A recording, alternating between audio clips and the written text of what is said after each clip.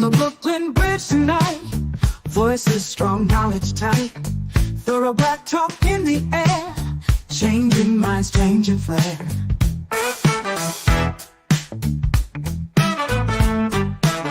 From Brother Tad to Sister Kate, warriors got things to say. Sister Marcia brings the heat, Brother Blacksmith keeps the beat. Revolutionary waves they fly underneath the open sky. Every word's a call to fight. Tune in, feel the ancestral light. Thursday nights, the world will see Black Power Media on the spree. Facebook, YouTube, all aligned, breaking free from every bind.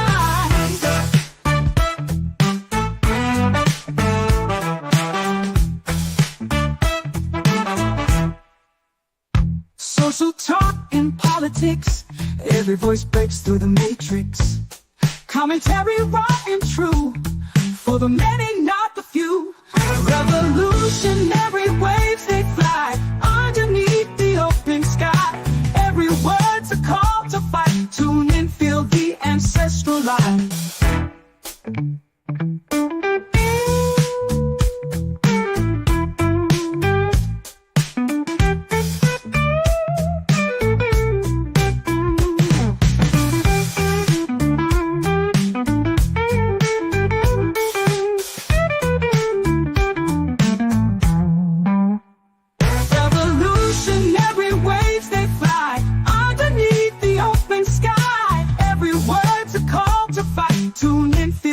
Ancestral line.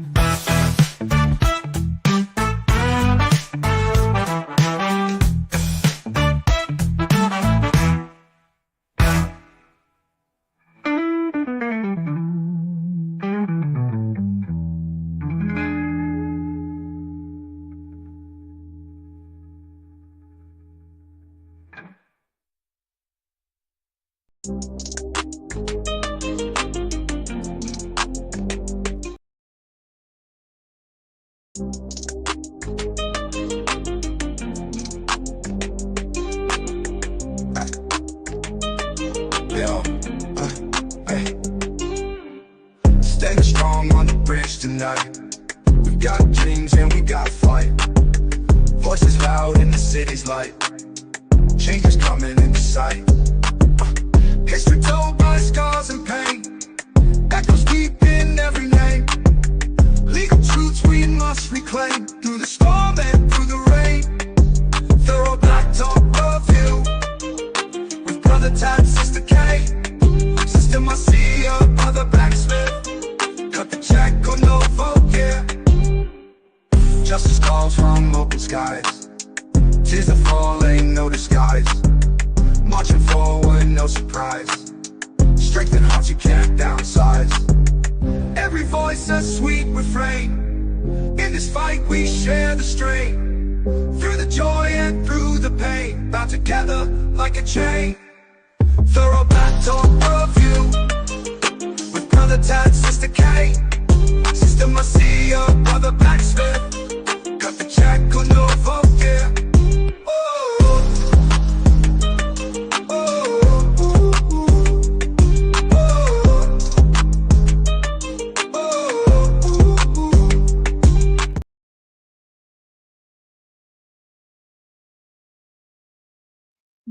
Good evening, family. Welcome to another edition of Thorough Black Talk with Sister Keisha, Brother Tad, Brother Ash. Excuse me. I'm telling you, that's what happens when you got too many things going on. Brother Blacksmith and Sister Marcia, and we always want to send love to our brother Ashe SJ, the vanguard. So, without further ado, let's get the family up on the Brooklyn Bridge. Brother Black, are you ready? Give me the thumbs up, brother. Give me the thumbs up. Brother Tad, you ready? Brother Tad, OG Wisdom Podcast in the building. What's good? What's good? Peace, family. Can you hear me clearly, sis? I got you. You ready, Black? Uh-oh. Can you hear me, Black? I don't know. He working on some stuff in the background. Oh, he said, all right. I'm here. Can you hear me? Peace, brother Black. Okay, good. What's up, brother Tad? Happy belated birthday, brother. Thank you. All right, peace, Sister Keisha. You can go ahead. I'm in already. Hopefully, we won't have what happened last week happen again. It's starting. It's starting, Black. Damn, already out the gate. It's starting. I'm gonna see if I can work your volume in the background. Maybe that might help. But just let me play around with it. Brother Black, a lot of things been happening. We're gonna give the floor first, brother. Go ahead and do your thing. Let the people know what's on your mind and things that they should. Well, how's the volume check before I start? How's it sound? Okay. Well, this fire is what's up. So it's like everything that might be real is being overshadowed by what might not be real. You know, since the year started, and I'm going to put my blog in the chat so people who, because I've been writing about everything that happened lately. Y'all know because I tag y'all.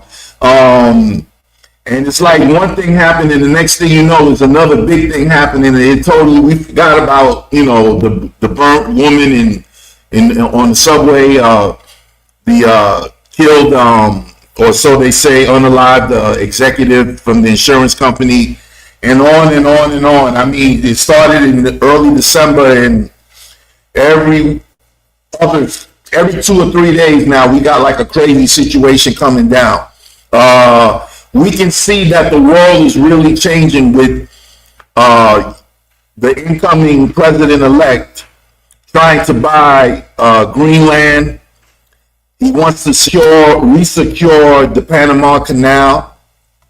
And I had inboxed you, Sister Keisha, earlier about something that hardly I didn't even notice, and it happened maybe last week or Monday, that the Austrian chancellor resigned. Now, for those of you who say Austria, what about Austria? What have you? Austria is essentially Germany. It's like Spain and Portugal. They're on the same piece of land. They basically have the same culture. The language is similar, if not the same. And so, the Austrian bloodline, those royals and those people up there, they just like Germans who went to England. So they all tied in together. And so we can see the world changing that way. Getting back to home and more local, back into the country, I believe, I'm not sure if this is true or not, but I believe these fires are coming from the ancestors, because had it just been a simple fire, it would have been, it probably would have blew a few houses and they put it out. But they had 100-mile-hour winds. And I understand y'all getting big winds up there. These are solar winds. These are not normal winds, because you don't get winds like that unless it's an earthquake, a hurricane, tornado, or something like that. 100-mile-hour winds, where they do that at? So the world is changing, and people just got to be on their bean or on their square and just get up on it and acknowledge these things are happening and steel yourself for what's to come. Because if this is the first week of the year, so if the first week of the year look like this, what the rest of the year gonna look like? What the rest of the month gonna look like? We don't even know. You know what I'm saying? So with that said, that's the basics of it. If you have any questions down the line, y'all can ask, put it in the chat, and Sister Keisha get back to me. I'm gonna yield the floor back to y'all. Thanks for having me. Peace and love. Happy New Year. All that good stuff for those who didn't tune in last week. And I yield back to my sister. Yes, indeed. Yes, indeed. Friends are bananas. They are crazy. Last night, I think it was the coldest night ever.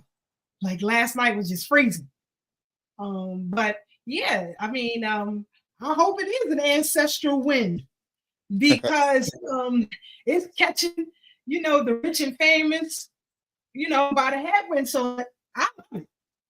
Go ahead, do your thing.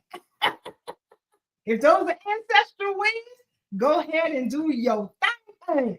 I like that. And again, when you look at the international connections towards the Panama Canal.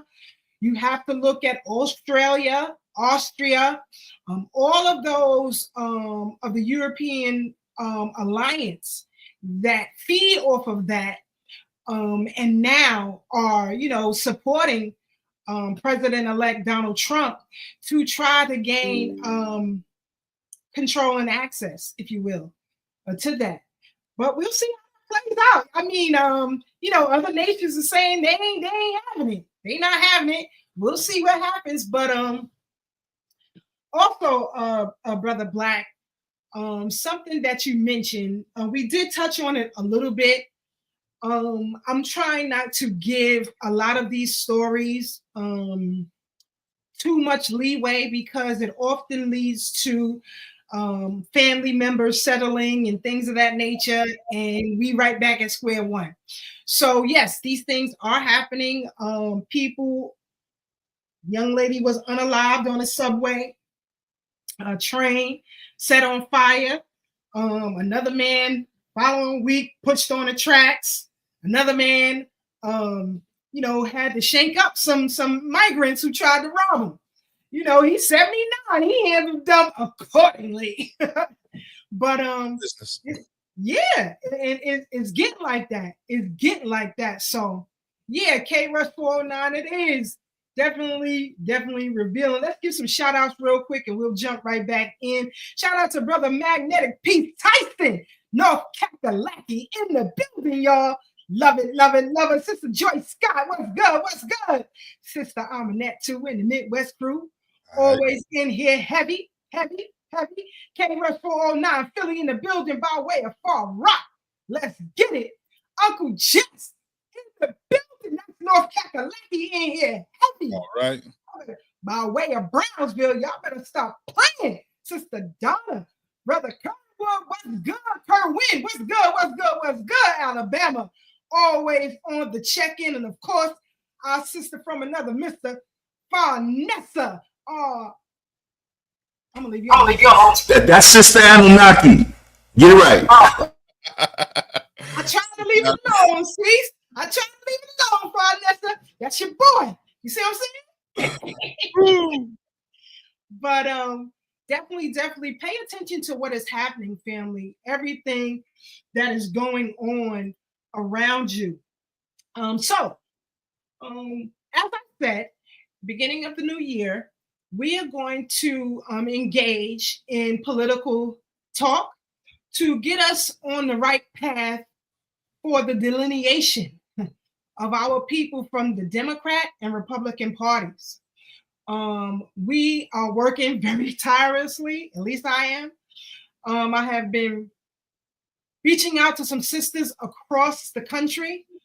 Of course, there are different time zones, so trying to catch up with them because we want to surround ourselves within a net so that they cannot disband what we are doing. These sisters are very heavy and populated on social media sites.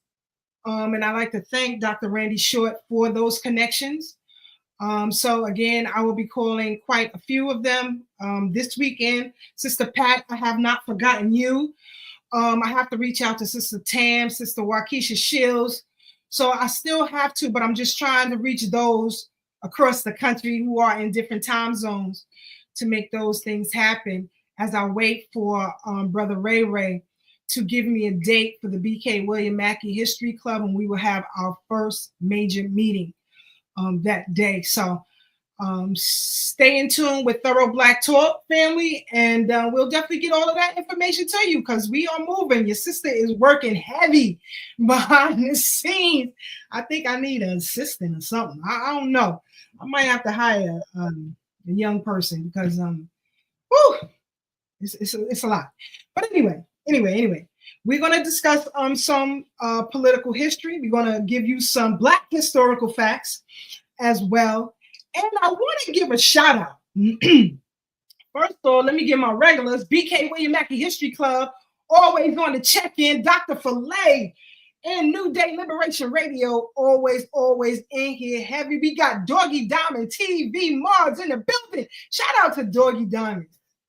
G Dog, as he was known last week or a couple of weeks ago. He went back. Well, he went back, boy. Y'all took him back. Y'all trying to take him back to 89. He was trying to keep going with 225, but people on these social media sites been talking real crazy, because we have and I love this, Brother Tad, because if not us, who? And if not now, when? And we are reaffirming ourselves, not just in this country, but to others around the globe, that we are not taking the shenanigans anymore. Like, enough is enough. We are on code. We advise all of you to get on code.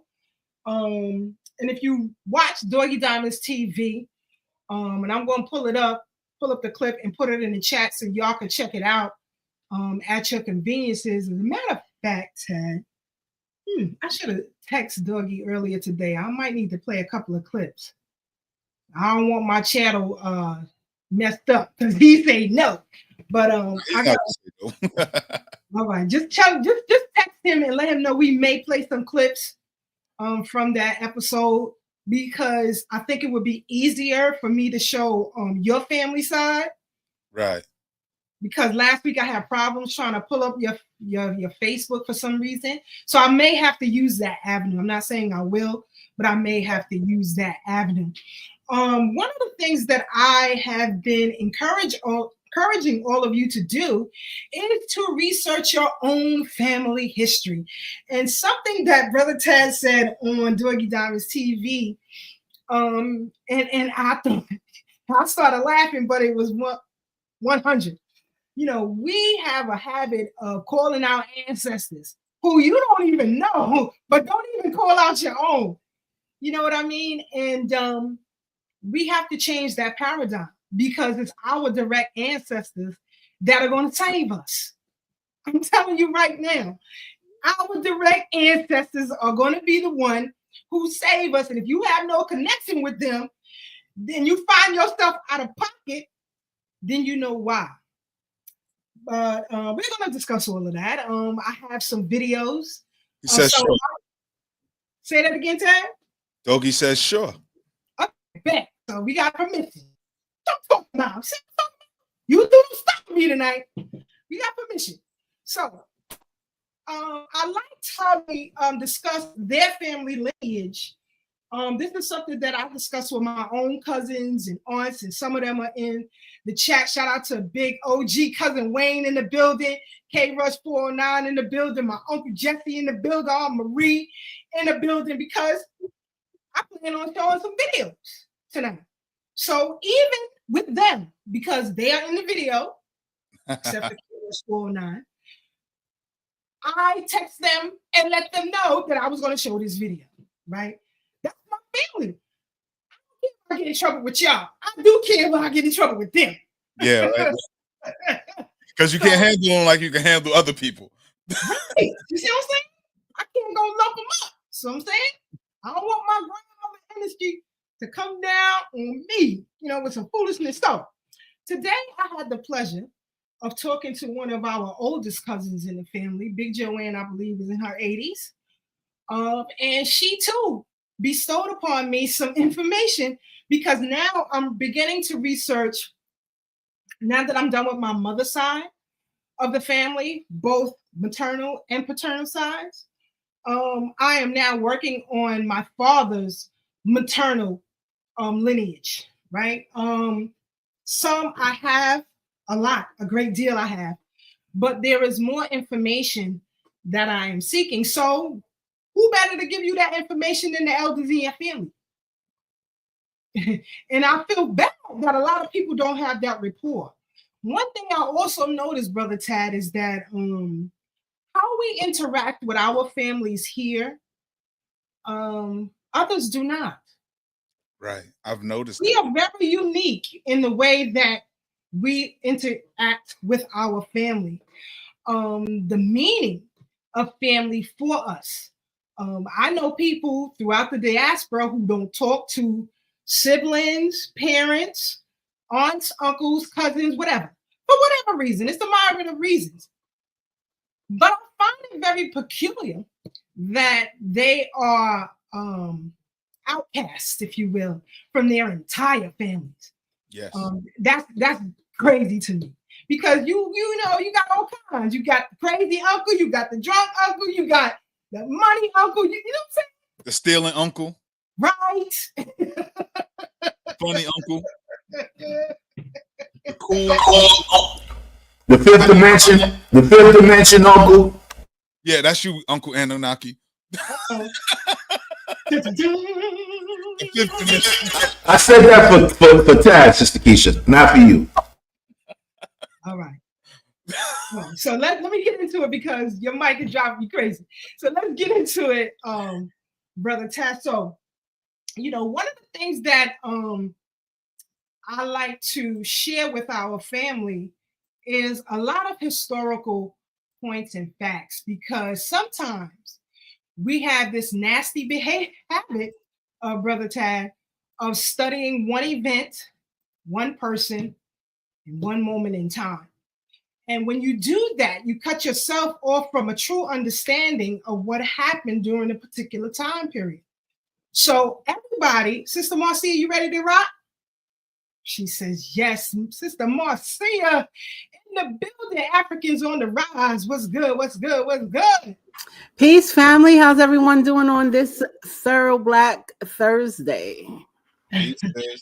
We good, sis. We good. Okay. I'm just continuing our conversation because it is very, very important for our fight here and also for our allies to understand entirely where we're coming from. But before we get into that, I want us to talk about a young man who was unalived 11 years before Emmett Till. This is the story of Willie James. And we are going to go to Attorney Julian Law for clarity on this story. And we'll come right back and we'll discuss. Then we'll get into lineage. Here we go. James Howard was born in 1909 in Thomasville, Georgia, to James Howard Sr. and Maybelle Butler. His family had been farmers. In 1918, he moved to Live Oak, Florida. In September 1927, James married Lula Figgs. Lula was born in 1909 and she was from Lake City, Florida, near Live Oak. It was a community of Black landowners and farmers. The next year, in July of 1928, James and Lula welcomed their first and only child, Willie James. Everyone in school liked Willie. His classmates said that he was jolly and lovable, and his family felt the same way. At home, he was called Giddy Boy because that's what he was. He was a happy child. He was always singing a song or whistling a tune. He enjoyed being a child. And it's important to remember this as I tell this story, that Willie James Howard was a child. In the fall of 1943, Willie got a job. He worked at Van Priest Dime Store. It was a small store in Live Oak. Willie worked there with other Black boys. He would come after school in on the weekends and he would clean up and take out the trash and restock the shelves. Willie really liked his job. It was not farm work, which could be grueling, and it was also a position that put him in close proximity to whites. Now, this was both good and bad. It was good because he was not doing the backbreaking work of farm labor, but it was bad because anything that Willie did could be seen as offensive to the whites and could land him in serious trouble. When school let out for the Christmas holiday in December of 1943, Willie started working at the store full time. Now, remember I said that Willie was known to be a likable kid who enjoyed people. Well, his kind-hearted nature would put him on a collision course with Jim Crow. Willie decided to give Christmas cards to all of his co-workers at Van Priest. He thought it was a nice idea and a nice gesture, and he didn't think he was doing anything wrong. He was wrong. One of the people he gave a card to was a white 15-year-old girl named Cynthia Goff. She worked at the store as a cashier. Cynthia came from a very prominent white family in Live Oak.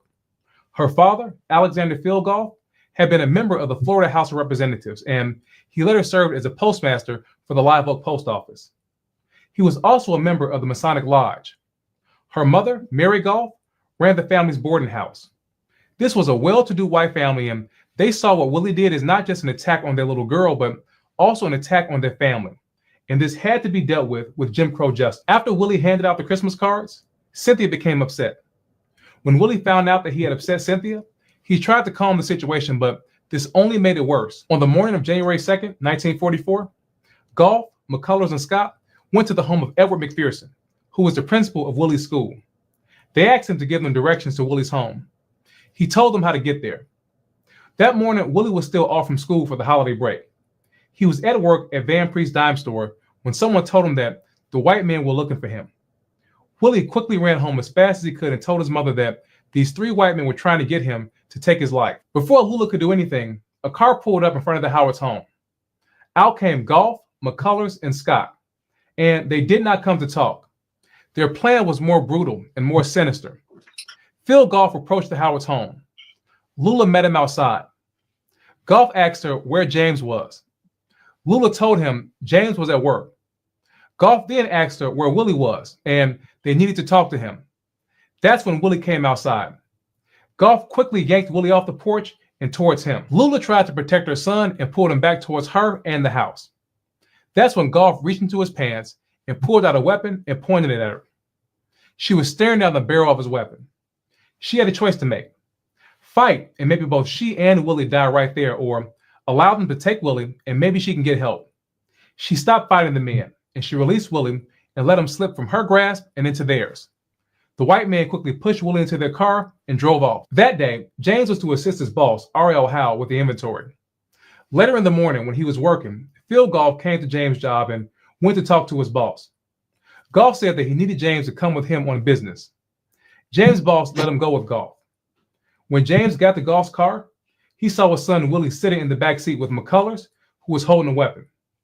James didn't know what was going on, but he knew it was not good. James got in the car with his son and the white men, and they drove off. The white men drove James and Willie down Suwannee Springs Road, and then they turned on a dirt road that led to the Suwannee River. James tried to talk to Willie, but Goff told him to shut up. It must have been terrifying in that car. This is what I meant earlier when I said that black children live 2 worlds. He was in the car with his father, the man he looked to for protection and guidance. But in the face of Jim Crow terror, Willie was no longer a child. In that car with the white man, Willie's childhood and innocence was stripped away from him. He and James were no longer father and son.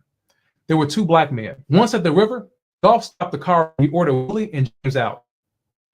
McCullers then got a rope from the trunk. The 2 white men then tied Willie's hands and his feet. They then made James guide Willie to a spot a few feet from the edge of the river embankment. It was on that spot that the 3 white men became the law. They were the deciders of who would live and who would not. This process and the rule of law did apply to Willie and James. In that moment, their fate, like so many black people before them and after them, was in the hands of a Jim Crow mob. Goff asked James if he approved of what they were doing to his son. James said he did not. Goff then asked Willie if he knew the penalty for his crime. Willie was crying and he was scared. Through his tears and his fear and his terrified, shivering voice, Willie told Goff that he understood. Goff then went to stand behind Willie, and the other 2 white men stood next to James. James tried to plead with the white man for his son's life, but he was told to shut up. Phil Goff turned to James and told him to say his final words to his son. Faced with the certainty that he could not save his son, he could not protect his boy, and there was nothing he could do to stop what was about to happen, James mustered the courage and the strength to give his son comforting last words.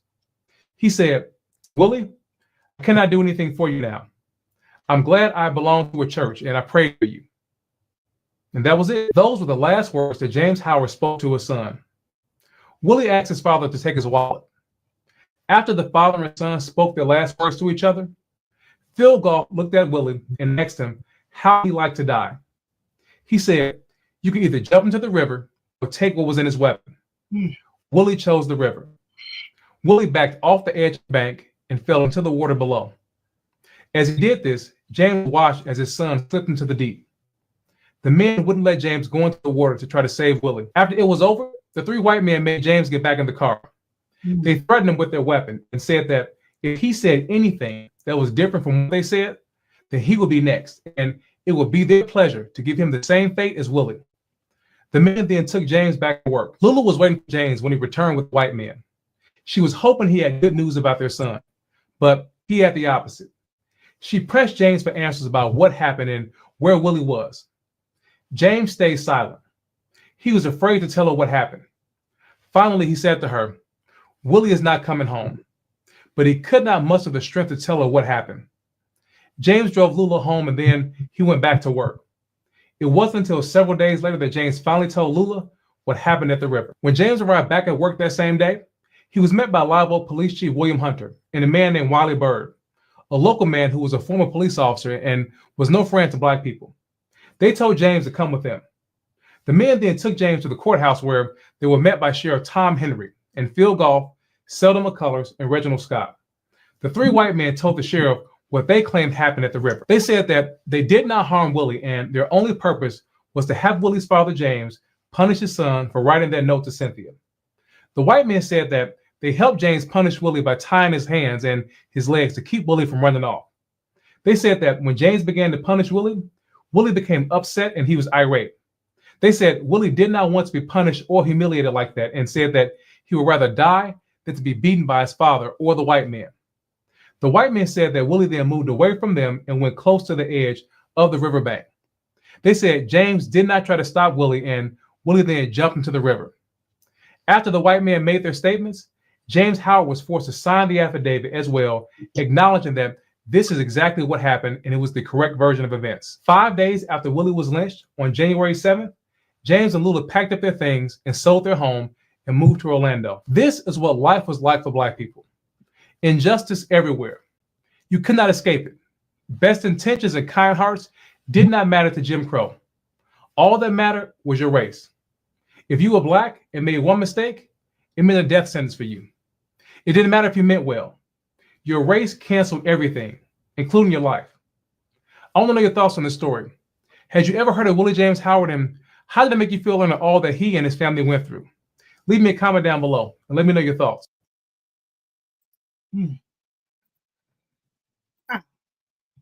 Very, very interesting story. And you can find stories like that and others on our Thorough Black Talk Instagram page.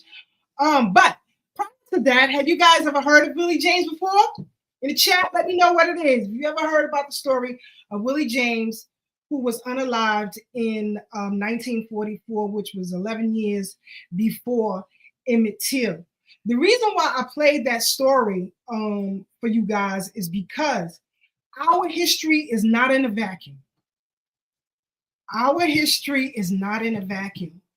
And we carry all of this with us. This is our fight for reparations. He and his family deserve justice. Who knows? One of you could be possibly related to him. How do you know? Is your last name James? What was his mother's maiden name? You could possibly be related. So you don't know until you research your family history.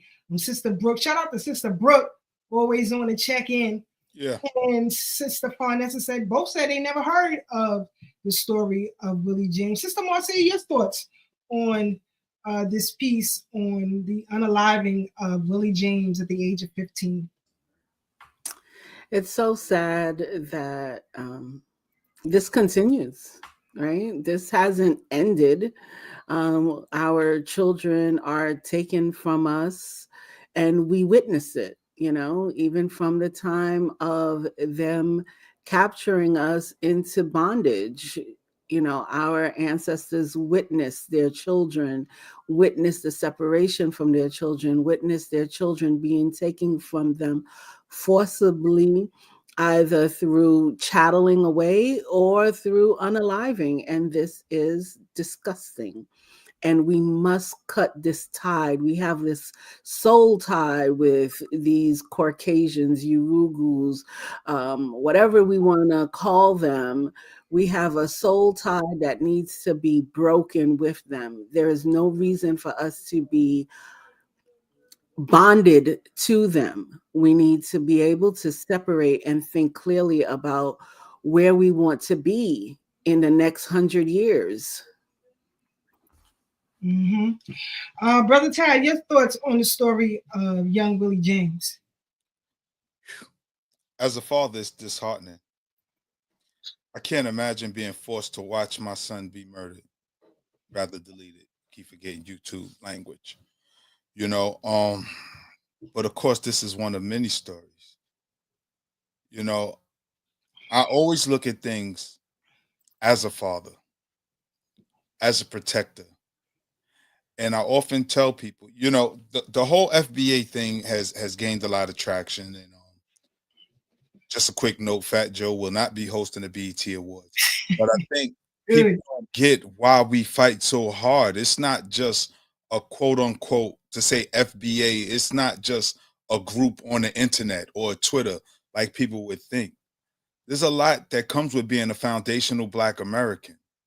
And it's stories like this, which are not ancient. When people say, "Oh, slavery was so long ago, get over it." No, because again, these are the vestiges of slavery Mhm. treatment. I was on the train the other day and I heard some young people, just the language, the way I couldn't even turn around and look. Young women, young women. Because the narrative that's constantly created. We've seen these white men create a narrative Mhm. with the police, you Mhm. know, on the deletion of the young brother Willie James. Mhm. The father had to agree with it, or he knew it meant imminent deletion. And not just for him, but maybe they'll go for the wife too, like they did Mary Turner. Mhm. If people know the story of Mary Turner, she was deleted because she was telling on the people who deleted her husband. That's why they deleted her while she was with child. Mhm. So these stories, and I say that, and I'm gonna wrap it up, because the narratives about who we are as a group. They wrote the narrative in the precinct. Yeah, the father watched his son, and that's not the truth. Facts. Then they create multimedia corporations and then switch the narrative about who we are as a group, and then use these false images of Black people as justifications of why we're to be deleted. It hasn't changed. So, as FBAs, foundational Black folks, it's important that we do know who our family is. We do know the stories, so we can properly articulate it and really challenge these lies with the truth, because it got to stop. We talk about breaking generational curses. That silence is a generational curse. We have to be fearless. And I'm not saying our ancestors were fearful, but it was very dangerous times, Yep. like they are now. But I think with the crack epidemic, that gave us a whole new level of bravery to see people we love get poisoned and their minds get eroded. And I salute everybody who's been in recovery or who has recovered, because I was out there engaging in the foolishness too, putting poison in the community. And I always tell people, I don't have many regrets in my life, but that's definitely one of them, out of our ignorance, because the narratives that's sold to us as Black folk. This is how you get money, this is how you get prestige, this is how you get power. In the community, sell this, Mhm. and we have to change the narrative. And I'm off. Definitely, brother. Definitely, brother. I feel you on that. And this is why. And let me be frank and have some clarity for a lot of people. Um, I saw some of the comments when I was watching you and Doug on his podcast talking about a family lineage. Sister Pat said Tad was straight gully. Shout out to Sister Pat.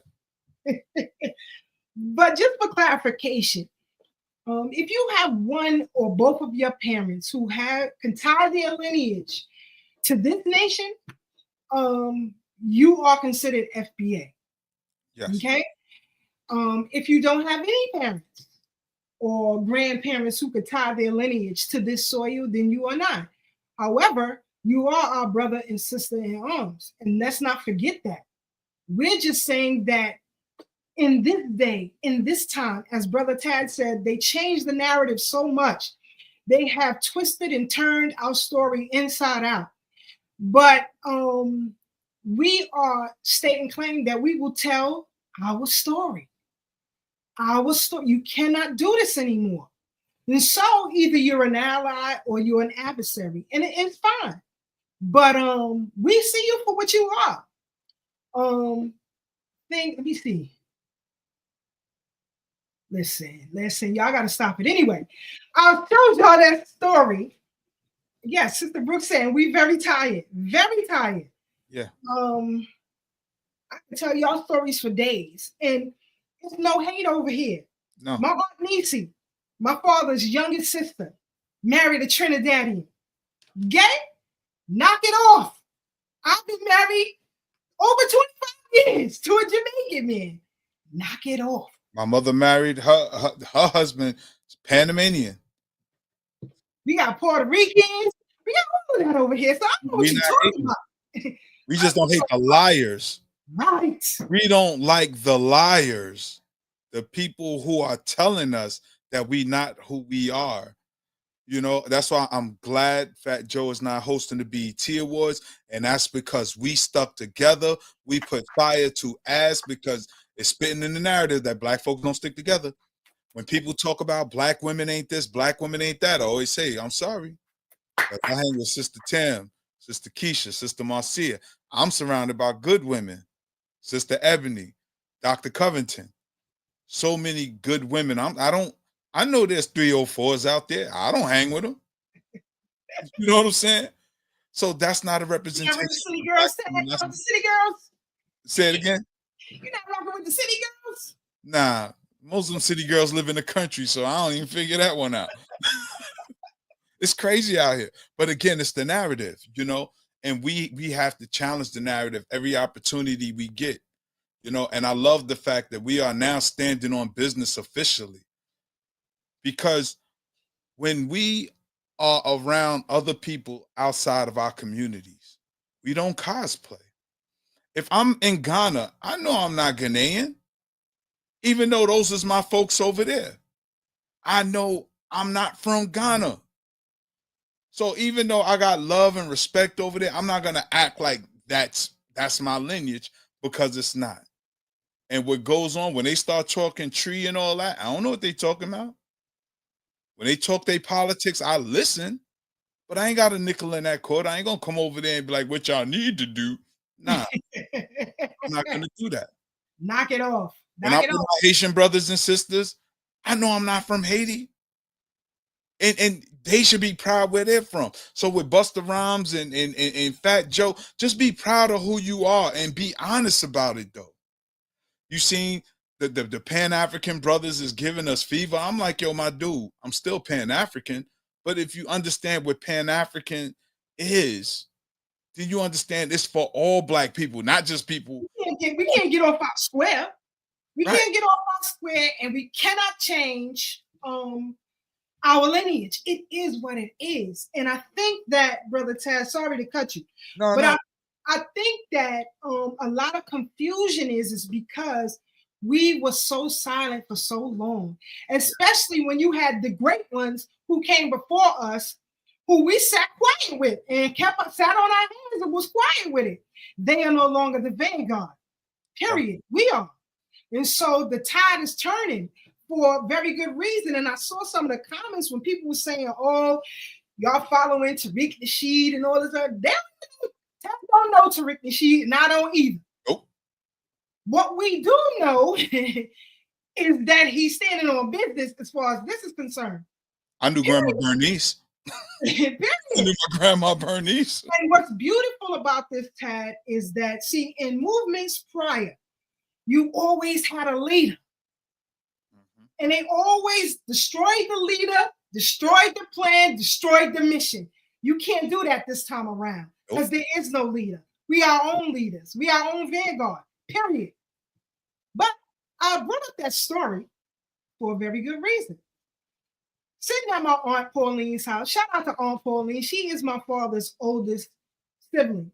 In fact, she and my father's youngest sibling, my Aunt Marie, are the two remaining who are alive today.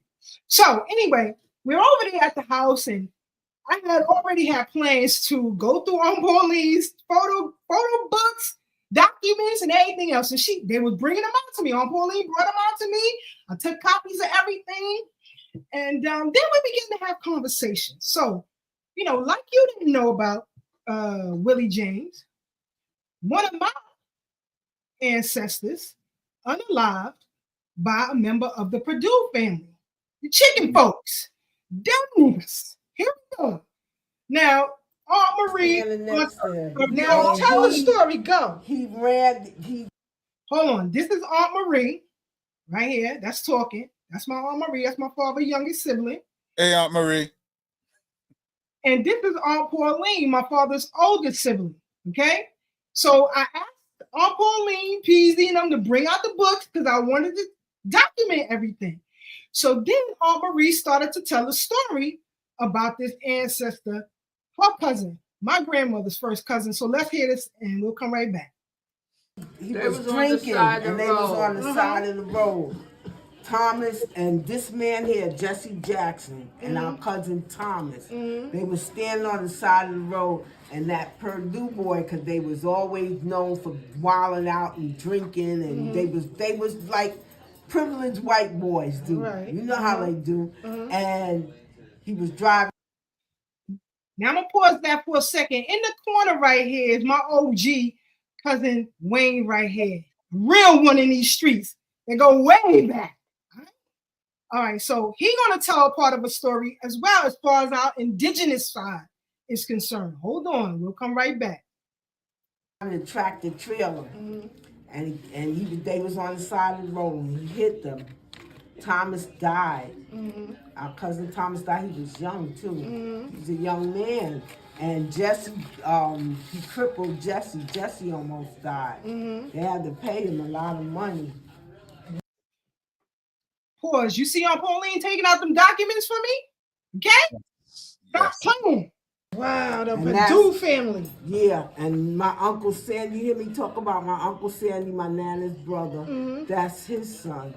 And Thomas is the picture we saw. Yes. Of Uncle Sandy. Yeah. Oh, okay. And this is his son here sitting next to Jesse. I mean to Buddy. His name is Jesse. Jesse Jackson. Whoa. See, there's stuff you think he knows, don't know nothing. That's Jesse, sitting next to Uncle Buddy. Wow. Yeah. You have to get one of those recorders. Hold on, family. Invasion of state and whatnot, and then used to tell us about different tribes. I'm trying to remember because you just brought it up. Different tribes. How our family, because we're part of a different tribe, our family. I think Dragon knows it because him and Aunt Brenda was talking about it. I was ear hustling at the time. Yeah, you ask Dragon, different tribe. Yeah, we part of the but different my tribe. nanas had cousins years ago. My nana had cousins that lived on that reservation out there in Long Island. Yeah, because the Shinnecock. Yeah, reservation. But I don't think they because it was but you know how they did. All black people are. Don't matter if you're from Jamaica or New York. Black is black. So Indian is Indian to them. Because I didn't know it was originated out in Long Island until Dragon told me. Because I know Big Joanne used to take us upstairs. Yeah, but see, I didn't know that. Me and him was talking maybe 3 weeks ago on the phone because he's checking on me, checking on him, and whatever. And I was asking him about, he said, I can sit down and tell you a whole story because me and Aunt Brenda, we used to sit back because I didn't know on my mother's side that they part Blackfoot. I never knew. He said, yeah, they used to sit down and talk about it and how, because I was talking about, like I said, going up to the reservation. And he said, yeah, but we are not Shinnecock. I'm trying to find out about Nana's side, Keisha. Right. Yeah. Because I don't pay no taxes and I'm exactly. That's right. That's. So again, sitting with the elders in my family, because my older cousin Wayne, I think Wayne is like 10, 11 years older than me. So when they used to go to the reservation with my grandmother, I was the younger group, so I didn't get to go with them. You understand? So he went, right? His sister is no longer here. His older brother is no longer here. My cousin Paul is no longer here. So who will give me information? When I was done with it, I got on the phone, I called Uncle Dragon. I was on the phone with Dragon for like 3 hours. But I'm just saying, if you don't start somewhere, you know what I'm saying? Even my brothers and sisters throughout the diaspora, they can come and change and use. You ain't from IET. Where your lineage at? How can you prove that? You see what I'm saying? White folks, that's why there's so much destruction in our 18 now, because they want possession of the land. They call Dubai the city of gold. The city of gold because they've been stealing. All the gold is stolen. But you don't got no smoke for the Arabs over there. But you got smoke for us. Because we claiming our lineage. Are you crazy? Sister Marcia, your thoughts and we'll come right back. Absolutely. Know who your peoples are as far back as you can claim them. It is crucial, especially in these days and times. My people are from Haiti. I want to know everything. And trying to get to know everything is quite difficult, especially due to the climate in Haiti. My son's family, he's here. His peoples are from here. I want to know everything. If they've done research, how far have they gotten? Can we go further? Because it is crucial to help your children lay claim. Everything that we're doing right now, it's truly our joy, but it is for our future to be stable.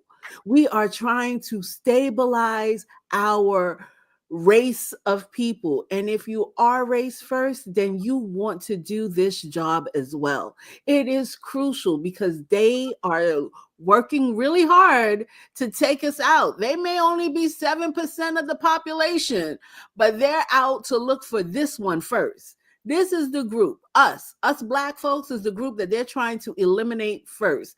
And if we let them, we let them. And if they have co-conspirators that are like, oh yeah, those Black folks ain't do nothing. Dude and gals, you wouldn't be where you are without the people that laid the foundation for you to be here. There's a lot of foundational work that if you don't understand, you don't even understand where your parents are from. And that's the problem. Because if they had any glory from the mother land that their mother and father escaped from, because their mother and father did not try to do any work, they didn't try to do anything to lay down the foundation of their home country. They abandoned that home country and came to America to do what they do, But now you can't sit there and shit on people whose family has been doing the work for so long, and you're reaping the joys and then saying diarrhea to them, diarrhea to you. Thank you. That's what it is. Thank you, sis. That's what we say. Real quick, I want to ask a question real quick. Did y'all see the video? It's a short video. Two Asian dudes talking about how the Asian community needs to acknowledge the struggle, that civil rights struggle and so on, and how they benefit from it. I'm gonna turn my mic off now. Go ahead. Yeah, we played that last week, Black. We showed that last week.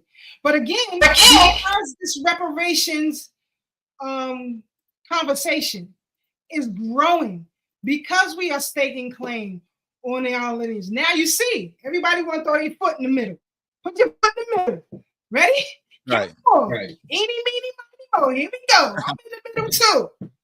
But knock it off. What I want to say real quick is how futuristic are we on this show? Because we've been talking about Know Your Family for years. Probably since we started this show over 5 years ago. Shoot, well over 5 years. We've always so with us, we're just continuing the research because we've already been talking about our families. We've already been talking about our bloodline here in America, how long we've been here. And not only that, remember back in March, right before they raided Diddy's home, you gave a breakdown on what each government agency does in this country. You did it 1 week, and next week, Department of Homeland Security is at his home. And we just talked about each function. But how futuristic are we? We're going to get back into that pretty soon because y'all going to know what's really going on and how we got to move out here. And that's very, very important. And I hope those of you who are in the tri-state area will accompany us to the New York Historical Society. I want you to see for your goddamn self Why? They honor Frederick Douglass. Why is his statue on the outside of the museum before you get your behind in? Yeah. The first exhibit is Frederick Douglass. There is a reason for that. The Asian community should really check that out. But I want to show you something, Brother Tad. Here's the picture of my great grandmother. These are my father's siblings. Don't they look like something from the Little Rascals? Yep. You know where this is at, Tim? This Where? is Fort Greene Park. See my great grandmother's ride back there? Get out of here. This is the same great grandmother who worked for Lucky Luciano. Know your story. Know your story. This is Aunt Marie's siblings right here in Fort Greene Park. We've been in Fort Greene. Okay?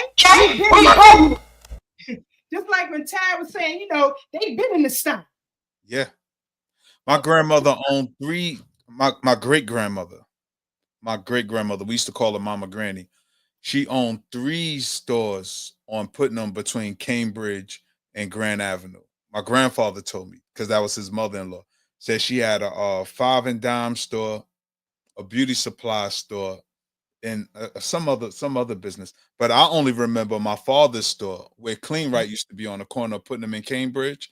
That was called Family Affair. And it was funny because when it was Clean Right, I was doing laundry one day, and a young boy was playing a video game. And I was telling him, I said, you know, it's funny, when I was a kid, the video games was in the stores. This was actually my father's store. And the guy said, what, Family Affair? He said, that was your family? And it was called Family Affair because it was my father and his brothers. You know, it was a candy store with video games, a pool table in the front, in the public, and then the pool table in the back where, you know, you put your numbers in and stuff like that, you know. My grandfather and things like that, you know. But that's my history in this community. Because I tell my children that they grandpa used to go to the same school that they went to. It's like, for real, it's that old? I was like, wow. That school is that old? I was like, yeah, grandpa went to that school. He went to 258. He went to Boys High when it was Boys High. That's where my parents went, 258. Yeah, that's my school too. You know, so we're my daughter's biological father, 258. Matter of fact, you know who my daughter's biological father? Because again, I met my husband when my daughter was a year old, so we were already broken up. But anyway, do you know who her father family is? The Lavalles on Putnam. The Lavalles. Putnam in what? Lavelle Liquor Store on Putnam. In Franklin? Yep. Okay, because that's that's ODB block. Tell you a funny story. My uncle didn't like the way my father and the other brothers was running the store. He went and got him a store right across the street from the liquor store, on Putnam between Franklin and Claver. Because remember, on Putnam and Claver is where the Uhuru Sasa was, where the East was. You go get your free lunch as a kid. And Sister Keisha, real quick, that's why I tell people I'm not going to trade in my history, my lineage of who I am, of people imitating me. Why should I imitate somebody else when I'm the original? The rest of the world are imitating Black American people, particularly the hip hop culture, particularly Brooklyn bad boys. Those of us from Brooklyn, we set the trend and tone. Yeah, Harlem, they get flying fancy, but Brooklyn, we just got that je ne sais quoi about us, you know, that everybody just loves. Because I'm quite sure you can remember, Sister Keisha, when nobody came to Brooklyn. You meet somebody, you're like, yeah, I live in Brooklyn. I ain't coming to Brooklyn. You catch a cab. I ain't going to Brooklyn. Everybody was scared of Brooklyn, but this was home sweet home. And I'm not denying my lineage, my heritage, my ancestry for nobody, because we got a rich history, Sister Keisha, and people don't get that. So when I see my Pan-African brothers say, oh, FBA, because I've seen some disparaging stuff. I had to tell Doggy, you know, you can't let them get under your skin. Because if they don't say it to you, they're not talking to you. Because I've seen dudes putting FBA, SMD, and I'm like, wow, and you're supposed to be Pan-African. But of course, like you said, there's no leader, right? Because I told one brother, he said, Tariq Nasheed, y'all leader. I said, if Tariq Nasheed my leader, then Dr. Umar is yours. Don't come to me with that foolishness. Your leader's the Prince of Pan-African. I don't got a leader. I don't listen to my father all the time. I don't listen to no man 100%. I don't care who you are. I'm my own man. Sorry, family. I just wanted y'all to see. That's how I open up. That's how we, on my mother's side, this is how we open up our family reunion.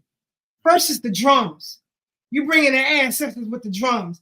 Then we cut right into Lift Every Voice. So I don't know what people be talking about. Maybe that's your family, how y'all operate. How about that? And like I said, a lot of people, brother, don't have the dynamic that we come from. So it's different. It's really different.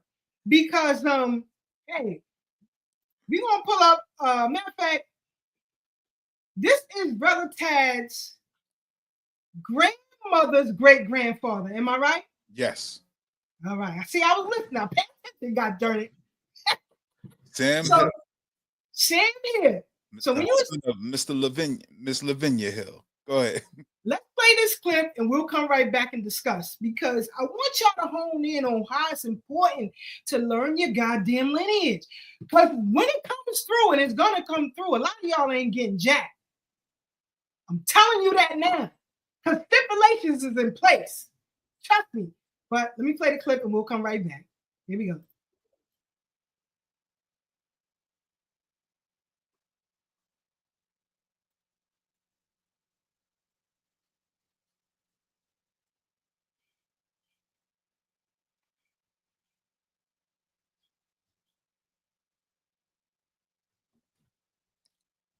Is it me? I can't. No sound, Keisha. No sound? Let me fix it. Hold on. I thought I was bugging. I said, hold on. Am I missing something? That's crazy. That's crazy. Hold on. I'm going to try to pull it back in. Oh, I see why.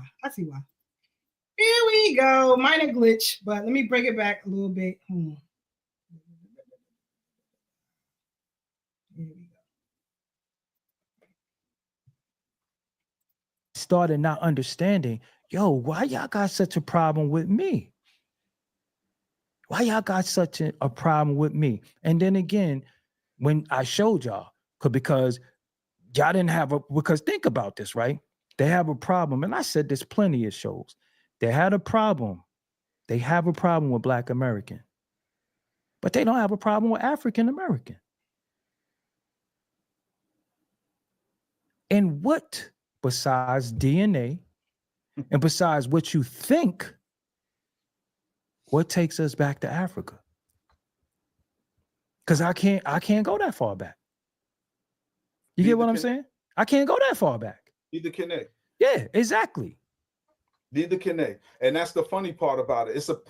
Stevie Wonder, my favorite singer, wrote a song, Can't Spend Most of Your Life Living in the Past Time Paradise.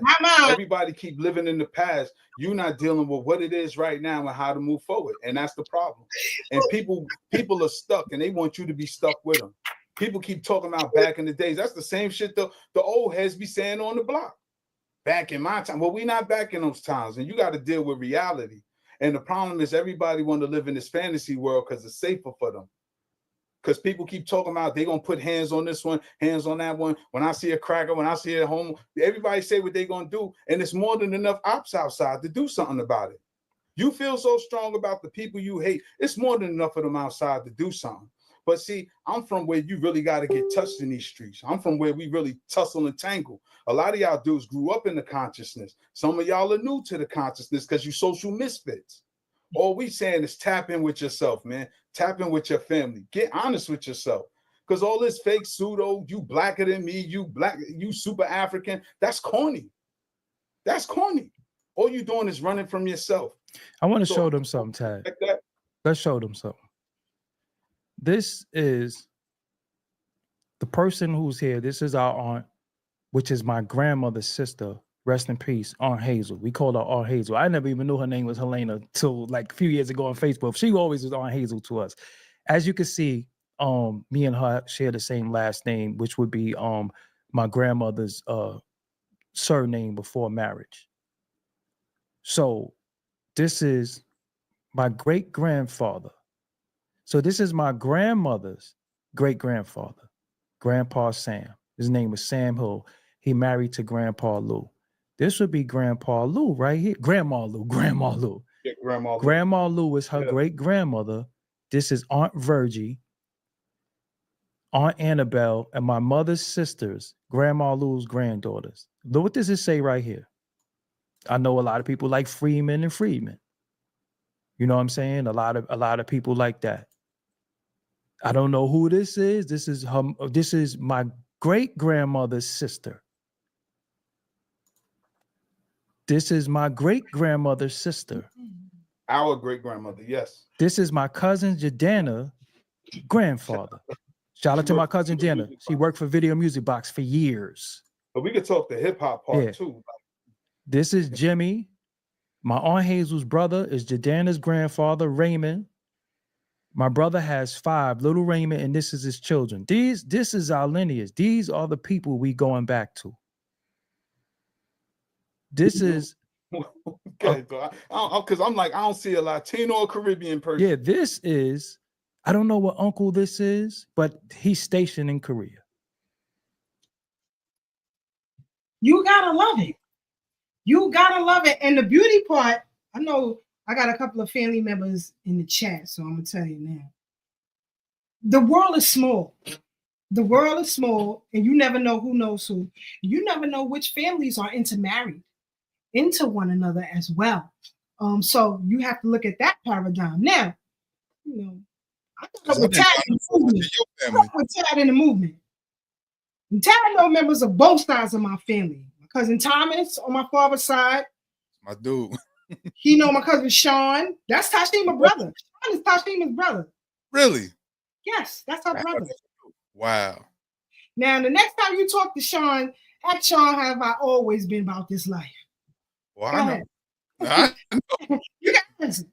Real recognize real. And that was funny when we first did our first show. You said, let me find out you know people on. They was like, what are you doing with Tad? Because I wasn't always, as Doggy said on the show, I wasn't always Brother Tad. Right, he was Killer Tad, because that's what Thomas said. Thomas said, what the hell are you doing with Killer Tad? And I said, excuse me? I wasn't always this nice guy. Wasn't always this nice guy. You know, Sister Keisha, you know, with my birthday being earlier this week, you know, I tell people I reflect on my birthday a lot, and I'm just grateful for all of the things I've survived. You know what I mean? Because I've been in things that have taken people out. And I realized that the Creator gave me second, third, and fourth chances, so I chose not to squander them. That's how I'm here this day, you know, doing the show with you, you know, just doing the work for the people, because we have to save our young people. Because I didn't have a me in my life, because on my father's side, that's where all the gangsters was, you know. Nobody was talking no conscious stuff. He's talking about get by, get money. And we got to stop as a community just getting by, you know, by hook or crook, however you know what I mean? We have to change our mindset. We have to change the paradigm. We have to create a new future for our young people. And it's Sister Marcia said, you know, we the people, you know, we can't let it happen on our watch right now, you know. So what we doing, the work we doing is important. And we I don't know why people don't get it. We're encouraging people to tap into themselves. Empower yourself. Don't follow me. Don't follow Sister Keisha, Sister Marcia, Brother Black. Empower yourself. Stop being followers. And that's all, because once people start finding that God energy, that God particle within themselves, then they know they don't always have to quote another man, walk lock and step with another man. Yeah, we could walk together, but we all should have our own independent thoughts based on our experience. Like I said, you know, people are honoring ancestors they don't even know, but then negate the ones who fed them when they was hungry. That's insane to me. That's bro. Like, you know, even with the colorism in our community, I done been climbing up trees. I ain't found a white person yet. And as you know, as Adam Clayton Powell said, we come in everything from charcoal to chalk. You know, where everybody don't have to be dark skinned to be black, and then people like, I don't even know you black. You might be a mulatto. You might got some white man in you. No, no, no. We come in all different complexions, my We dear. sure enough do. And so what if we did?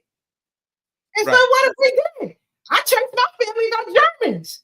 Are you crazy? Listen, either you know the story or you don't know the story, and you better know all of it.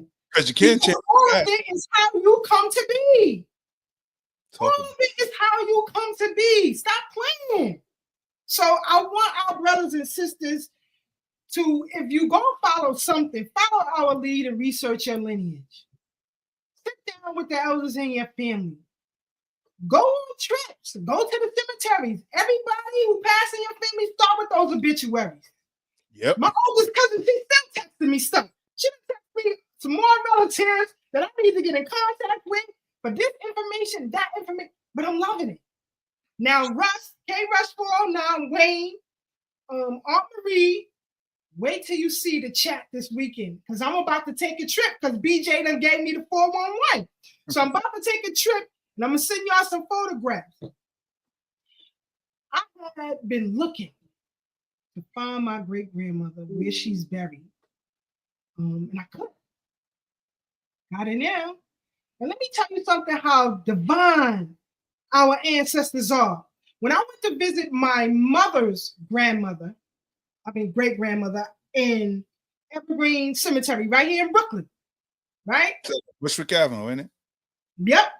So that's like 2 miles from my house. But anyway, I go and, they give you the plot number and everything. They give you a map of where you should find it.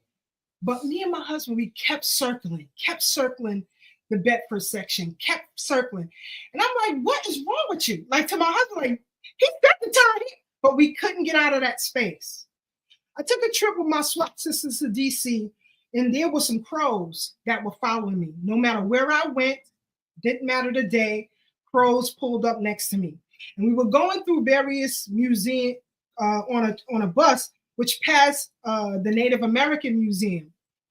And something in me said to get out and look here. So I started looking, and I went inside, and I found some things. I sent some pictures to my Aunt Marie. But now that I found out where Ida Jackson is buried, I know why I kept circling that area. That is where she is buried. She was calling me to come and see her then. You understand what I'm saying? Y'all don't understand. I've gotten out of so much shit. You won't believe it. Because what I'm doing is right as that. And I'm leaving a legacy for my cousins, all who come after me. They don't ever have to question where they come from. Because I'm collecting all the goddamn data. And I'm leaving it for them.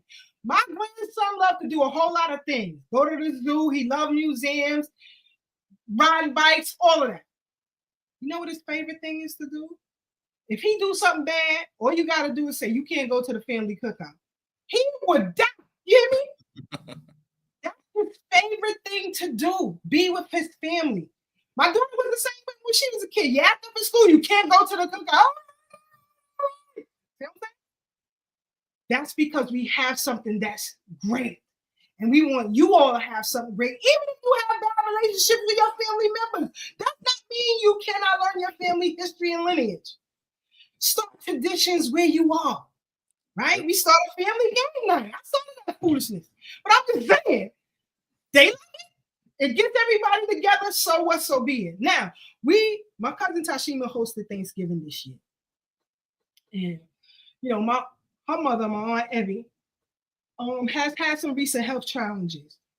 But I was sitting next to her, and I was talking to her. And she said, Keisha, you make sure this continues. She said, you are now the matriarch of this family. I said, no, I'm not Aunt Abby. I said, you still here? Are Penny still here? I don't care. We are not going to be here forever. You have picked up the mantle. You have brought us all together. I kid y'all not. When I found the missing link to my grandmother's family, come to find out they were right there in New Jersey or whatever. But anyway, went to the family reunion in South Carolina. When I tell you it was like a scene out of Anton Fisher, when I tell you that my grandmother's oldest cousin, who was, I think, 96 at that time, would not let me and my sister and daughter out of his sight. Everywhere we went, flushed with tears in his eyes. Y'all have no idea what you can do. What you can do. Don't tell me about Dr. So-and-so, and you don't know the doctors in your family. Now I know on my mother's side why everybody is in medicine, right? Because I found the family history and I know why. You understand? Why on my father's side so many people was in the military? I know why. You see what I'm saying? So, hey, learn your family history, learn your lineage, because you cannot be politically correct if you don't, because that puts you in a position to fight for everybody else's cause. Your political fight is not business, it's personal. Politics controls your person. So you can fly off. Yeah, I'm supporting the Palestinians. I'm supporting Israel. I'm supporting migrants. I'm supporting everybody. But you leaving your own. My mother used to always say, take care of home first. I know y'all heard that before. Take care of home first. And these politicians are playing games with y'all. It's time to delineate from the Republican and Democrat parties. My family's history tells me I have to delineate from them. The wars they fought in. My grandfather, my father's father, was a master sergeant in the army. You know what a master sergeant does? He's an advocate for his fellow comrades. That's what they do. That's their job. They're the advocacy. And you tell me I'm not in divine order with being an advocate for my people and my family? That's a goddamn mind. And people say, I don't know what my cause is. I don't know what my purpose is in life, because you don't know your family history. That's why your ass don't know. Meanwhile, you chasing folks like these who are clapping it up. They go get in front of you and start fighting up. Well, I can't stand the Democrats, can't stand the Republicans. We told y'all they all related. That's why Kamala didn't become president, because she don't have the family lineage. I already knew her ass wasn't going to be president. It's all smoke and mirrors. This is all hype. It's like a movie. It's all hype. Trump has lineage. Don't believe me? Go to Historical Society. It's on the wall. You don't listen to me. But anyway, let's see how we interact with each other at Jimmy Carter's funeral. All right? Here we go.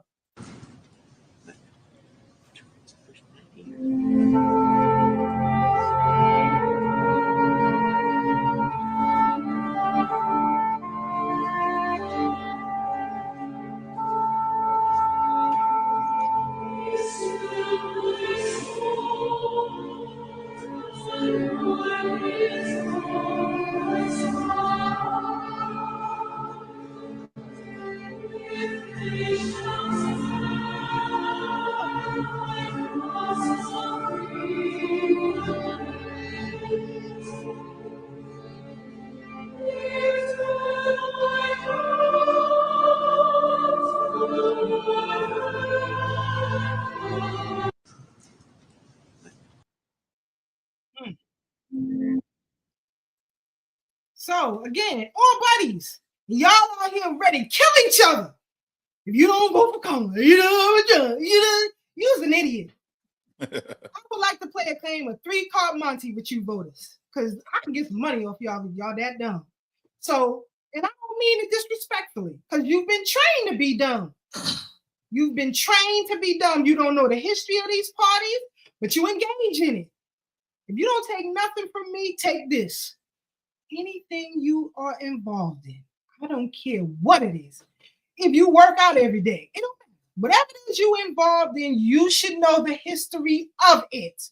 The reason why others throughout the diaspora are coming for Black people here, the reason why Black people here, some of us have discerned when it comes to our brothers and sisters throughout the diaspora,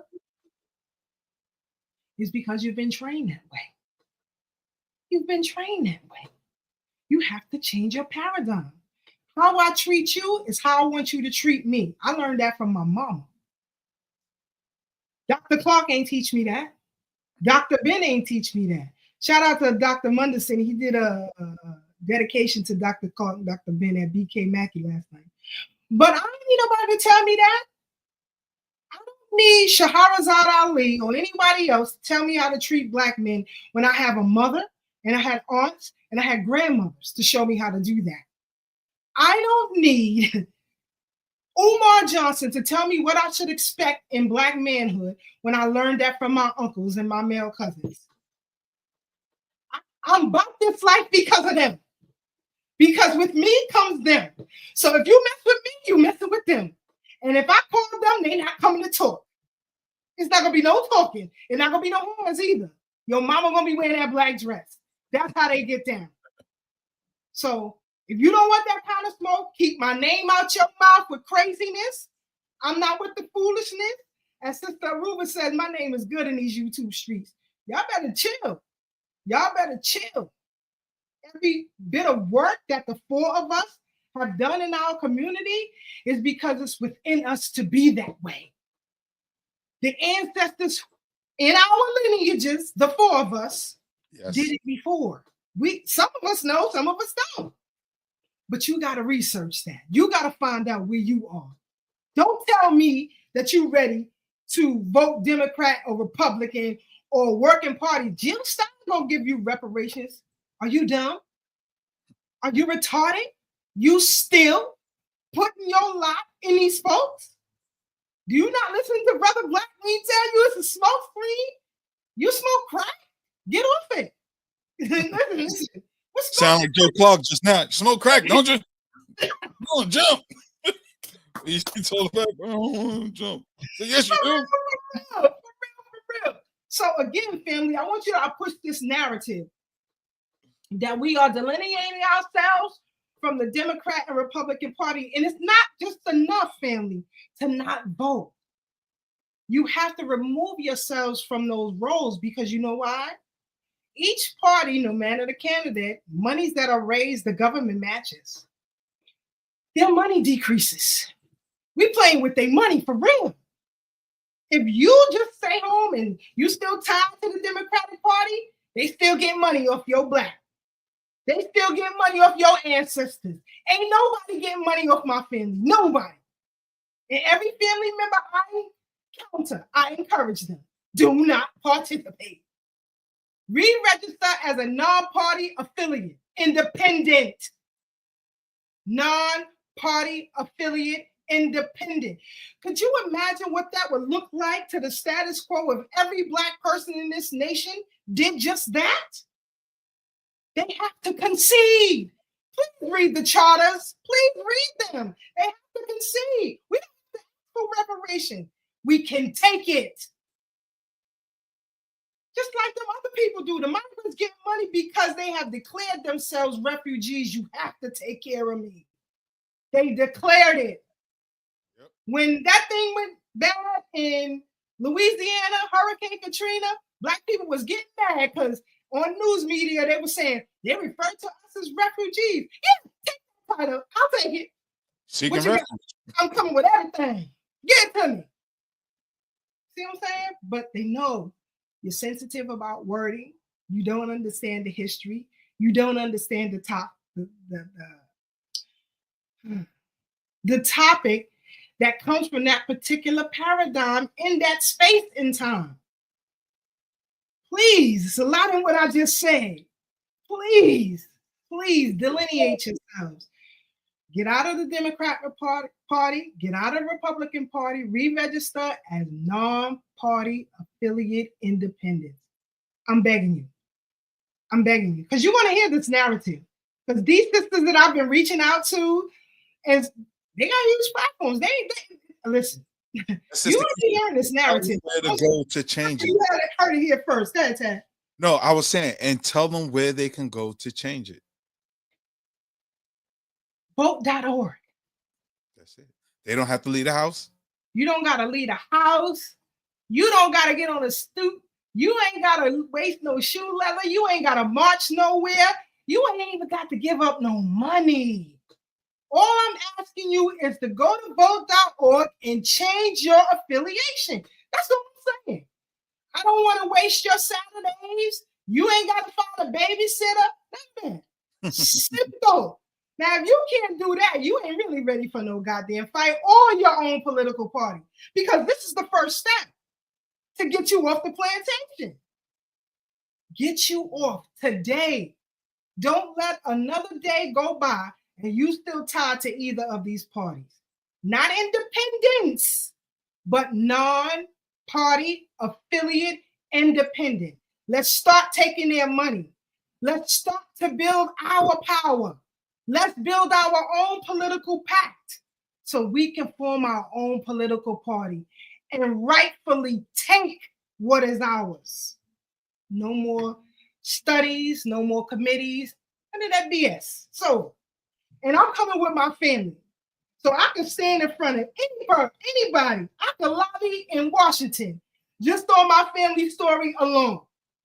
I can lobby in Washington. We need lobbyists. We have to educate ourselves politically. We have to change how we think, how this political machine works. Go ahead, Tad. No, I was going to say, and I think this is an appropriate and very important time since we have gained traction as FBA. Because now that we see what we can do, we got Fat Joe shut down, we got people really investigating, and now what? Now what? Now what do we do? And that should always be the question. Now what? All right, we FBA, we standing on that. Now what? This is how we empower ourselves. And you just gave us the blueprint. Go to vote.org. We let folks know it's very simple. Go to vote.org. Switch your party, step off the plantation. Non-party affiliate, independent, not independent party. Just so the people clear. Because again, the technology, the language, it keeps our people twisted. I said to myself this week, I've been playing for so long, I still got to get a Black Laws dictionary. I still haven't gotten that yet. You know, just so we could learn the language and all the tricks that they use. You know, like I said, when I was in the can, I stayed in the law library. And I realized that all this is a whole different language. So while dudes is, you know what I'm saying? You know what I mean? That ain't how they talk in court, my dude. Ain't how you gotta know what a 40 area is, habeas corpus. Like, I don't even, first I had to learn how to pronounce these words, like get a dictionary. Right, it changes, and depending on the circuit, you know, the meaning changes as well, because you also have cases. Let me tell you something. Every case is winnable in a court of law. Yes. I don't care if you commit murder in broad daylight in front of 10 million people, you can still walk home free. Every case is winnable. Number one, depending on the circuit, depending on the district, you have cases that could combat everything that the district attorney puts before you. And that's why automatics was so great in the courtroom. He said, I don't need no discovery. I don't need nothing. Get my 12 in the box right now. We going right now. You want to go right now? Wait, don't worry about that. He even talked to his client. He don't want to know if his client is guilty or innocent. He never asked that question because it has no bearing in the courtroom. The only thing that matters in the courtroom is what you can prove. Truth has no bearing in a courtroom. How many people in prison right now, innocent? Truth has no bearing in a courtroom, only what you can prove. So let's get out of these parties. Let's get what's rightfully ours, because they're giving everybody our bread. Everybody, listen to this guy on the Sean Ryan show. Here we go. And taxpayer money, your tax dollars, are funding the Taliban right now. And this has been going on since September 2021. On a weekly basis, the United States, the current administration, Mr. Joe Biden, has been sending $40 million, not from his own checking account, Americans' tax dollars. He's sending them $40 million cash every week that ends up in Afghanistan. And it's a very complex system. The money goes to the Afghanistan International Bank that lacks any authority to convert this dollar to Afghani. And so this money, AIB gives it to the Taliban-controlled Central Bank of Afghanistan. When I say Central Bank, think Federal Reserve. Now, who is in charge of Afghanistan's central bank right now? Nur Ahmad Agha, sanctioned terrorist, sanctioned by the United States for financing IED attacks against our soldiers that killed American soldiers. He runs the central bank. American taxpayer money, your tax dollars. But they'll tell you and I, we got to wait for a goddamn study. For over 200 years. Study this, study that. We'll consider. and y'all still feeding the system your vote, I think you smoke crack. I'm telling you, you gotta be crazy. You gotta be crazy. So, yes, Sister Pat said, scrub the roads. I didn't forget you, Sister Pat. I was just trying to reach the sisters who are in California, Colorado, Chicago, because they on different time zones. So I wanted to reach them first, but I got you, Sister Pat. Don't worry, I got you. So again, family, let's change how we do things. Sister Marcia, your thoughts on Black people politics in this country, which way we should go from here? I am all for not being someone's passive income. I deserve you to work to earn my vote. I deserve you to work every day that you are sitting in whatever seat that I choose you to be in. No longer should we be, like Sister Keisha just broke it down. They're getting $1 or $2 off of each name that remains in the Democratic Party. Whether we break them down in one way or a financial way, we can break them down. And it is our duty to explain that to everyone that we are around. They play jokes with us and they continue to play jokes with us. This person that's going to be put in position on the 20th, aren't they going to like convict him and place charges like against him tomorrow? So wait a minute.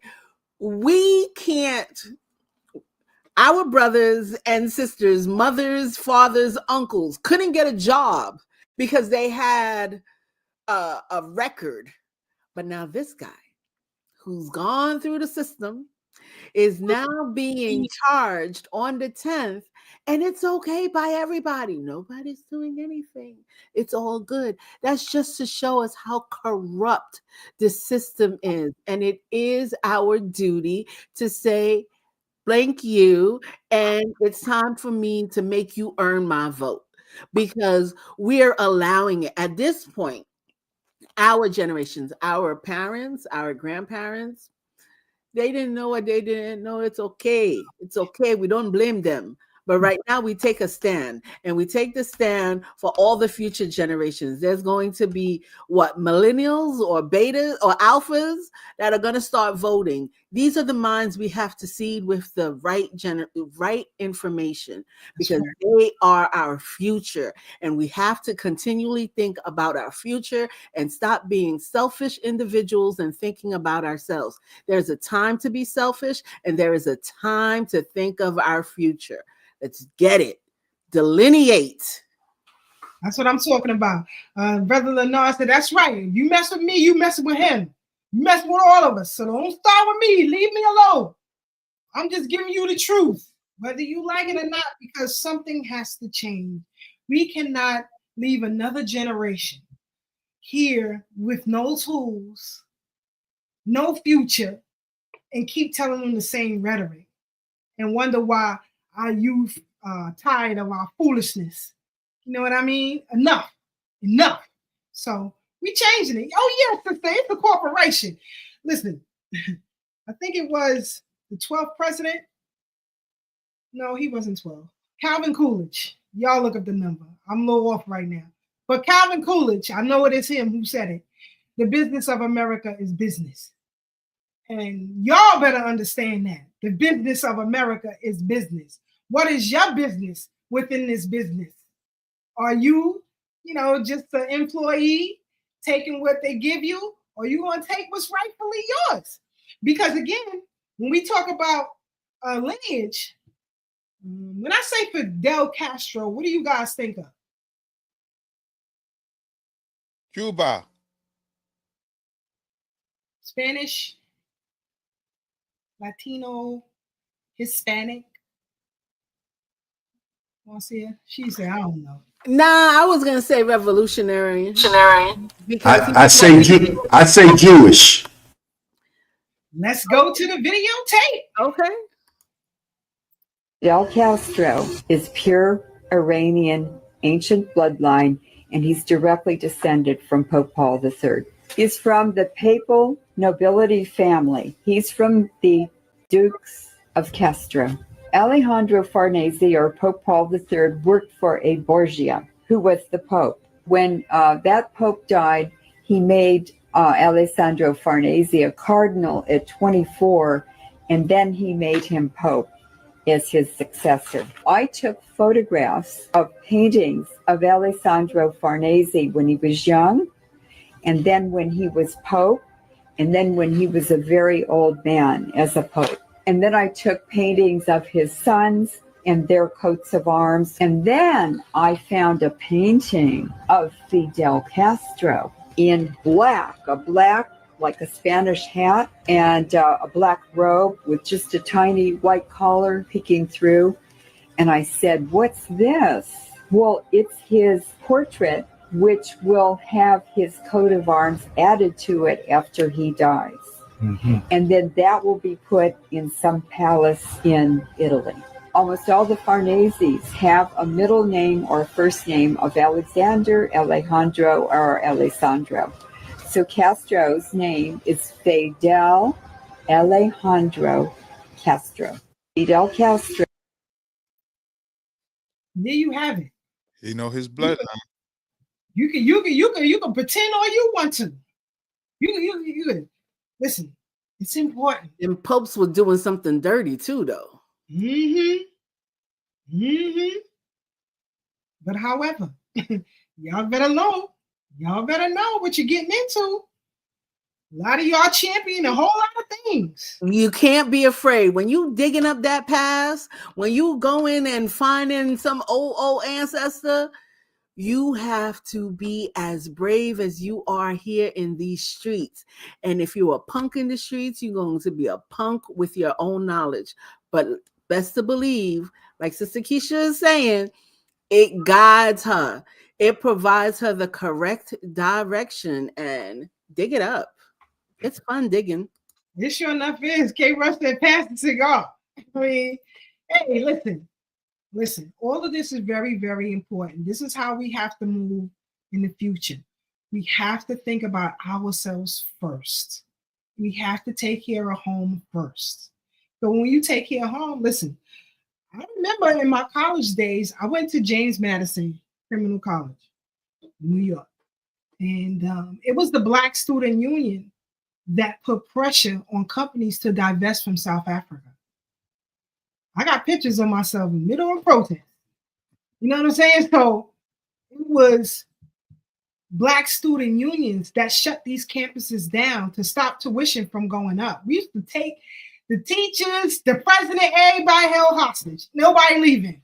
If we paying, you ain't leaving.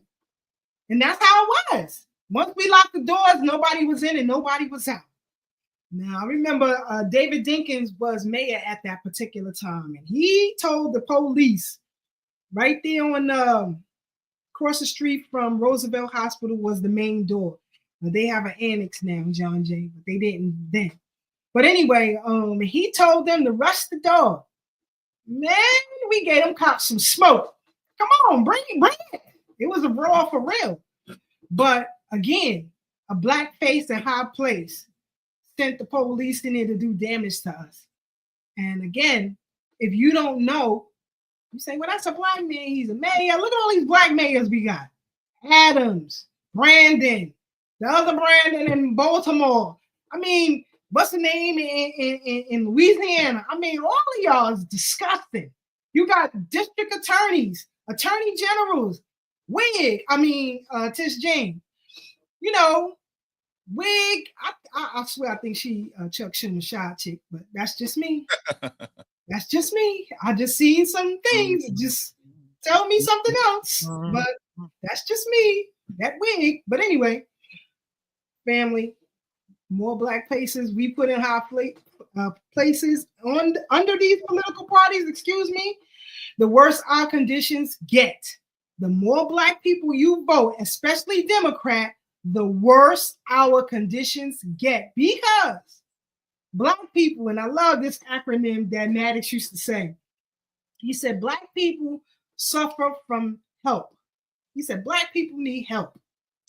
And it was an acronym for history, ethics, logic, and philosophy. We are lacking those 4 things. And until we get it, we in trouble. And so I'm proud to see whether you agree or disagree or not with their particular platforms. I'm glad to see our people putting their foot down, because we are changing the narrative on a lot of things. Like Taz said, Fat Joe was going to host the BET Awards. You ain't now, buddy. I did not see you on these Brooklyn streets. I'll tell you, come on, come through. And I mean, right now we got the perfect time to seize the political climate, because after what we just went through, I think even the most disillusioned Negro know it's time to leave the plantation now. That's right. And let me add. Go ahead, sis. And let me add, what's about to go down in New York City. This is the point. There is some political movements happening in New York. So within the next, 40 days, people who are serious better do it now, especially in New York City.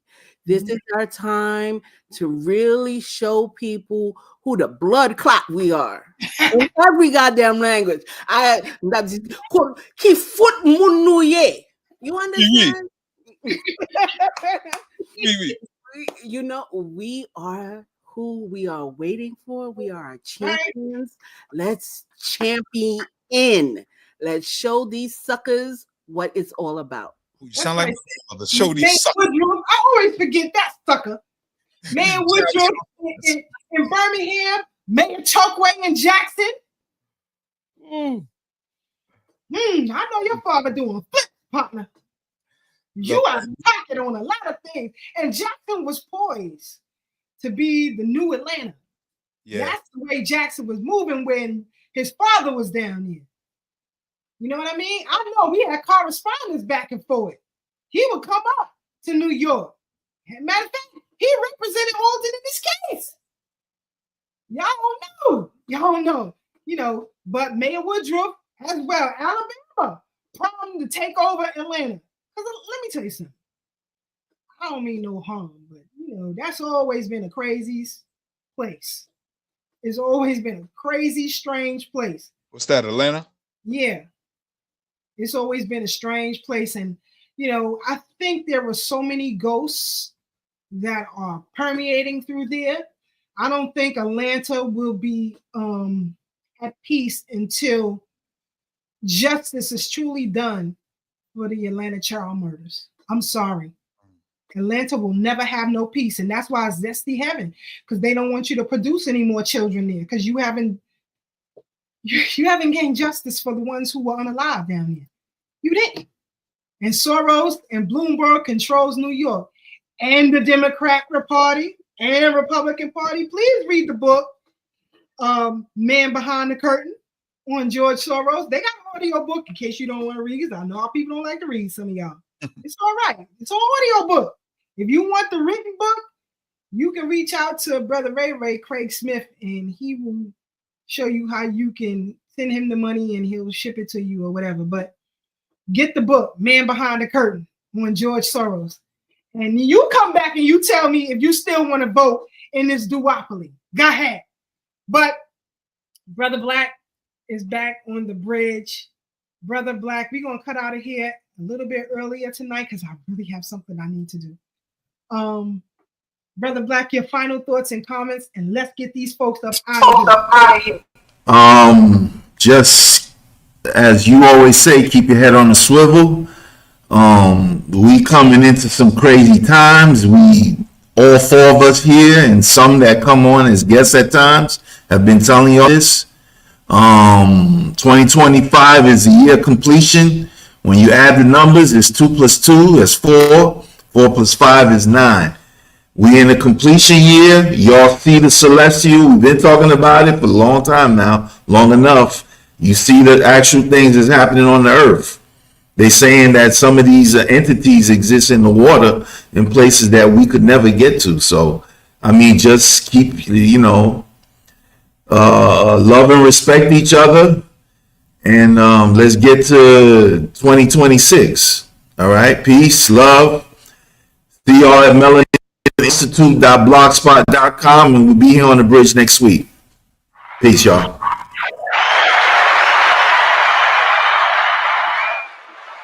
One time for the Bronx. One time for the Bronx. Just one time for the Bronx.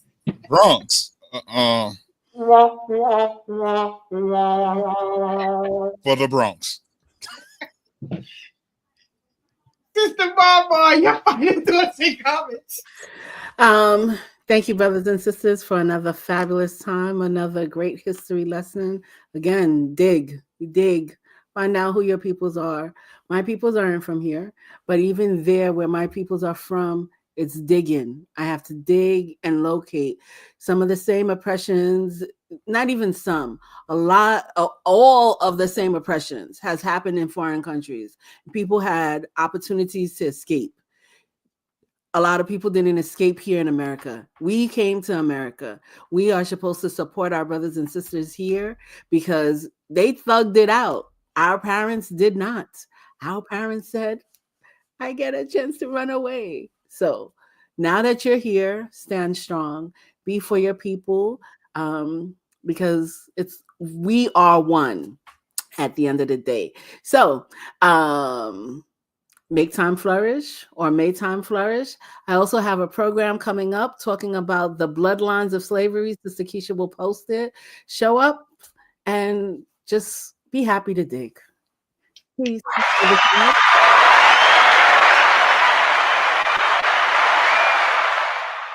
Gotta love it. Before we go to Brother Tad, I just want to give a little history. Because all of these names, the 5 boroughs, for those of you who don't know, were given by the Dutch, right? Harlem is a Dutch name, which means, residents. I think it means residents on sandy land, on sandy island. Brooklyn, of course, means broken land. The Bronx is also a Dutch nickname for someone who's flaunting behavior, bad behavior. Yeah. Again, don't blame me. The Dutch named it. Manhattan means the thicket. The Queens, of course, was the name given by the Dutch, I think in the 1600s or the 1680s, for Queen Catherine. Staten Island also, I think it was Staten General, which was the Dutch Republic Parliament, or States General, it was called. So all of these names are Dutch. And when, our people talk about history here, you can never forget the Dutch. We were under many rulerships here. And a lot of the names in this city are Dutch names. So I just wanted to throw that out there. Brother Tad, your final thoughts and comments. I just want to thank everybody for tuning in. I'm glad we could keep this conversation going. Welcome to 2025, everybody. Thank you for all the birthday love and shout outs to everybody. Sister Aruba 927, shout out to you. I saw your brother KD earlier today, but it was too cold for us to stand in the frigid weather and just chop it up.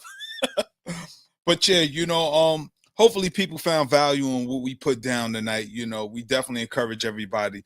Learn your family history, learn the genealogy, and look for the power within yourself to empower yourself to have the courage to move forward in these uncertain times that we're in. All right. Link up with like-minded people and get it cracking. So hopefully you were inspired by something you heard tonight. It's your turn to go out and inspire others. So y'all hold up.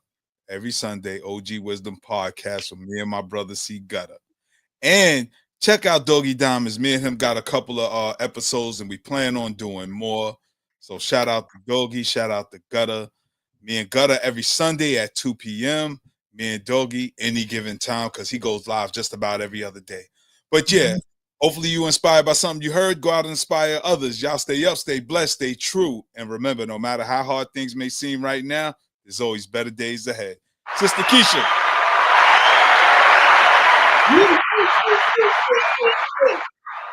Continue to check out the BK William Mackey History Club on YouTube. Follow Community Cop with the History Hitman also on YouTube. Don't forget Africans on the Rise on Instagram and Melanin Institute blog stuff.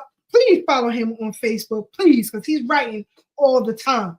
So you'll know, so you don't have to wait until he's up here on the bridge. We show him love, but we really don't like the Bronx. So only because he's our brother, we let him rock out with us. But remember, family, as our brother Ashe SJ, the fire god, would always say, true courage is knowing how to suffer. The battlefield is where you stand. See you Black again. Next week, Thursday, we will continue our political dialogue. Good night, family. We out.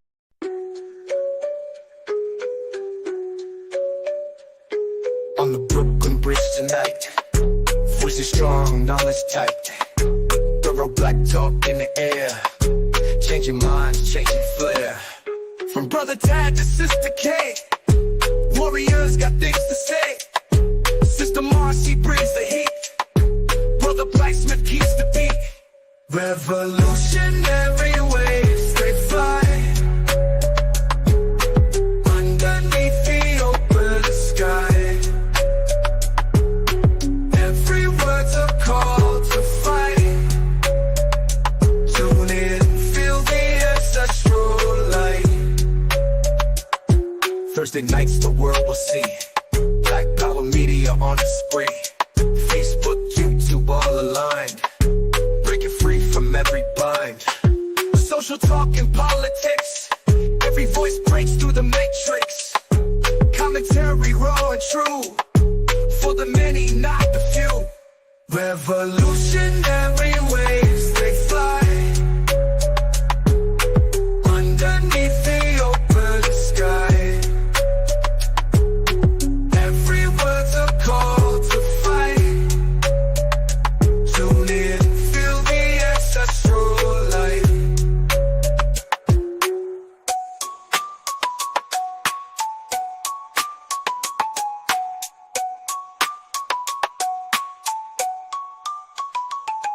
Social talk and politics, every voice breaks through the matrix. Commentary raw and true, for the many, not the few. Revolutionary waves,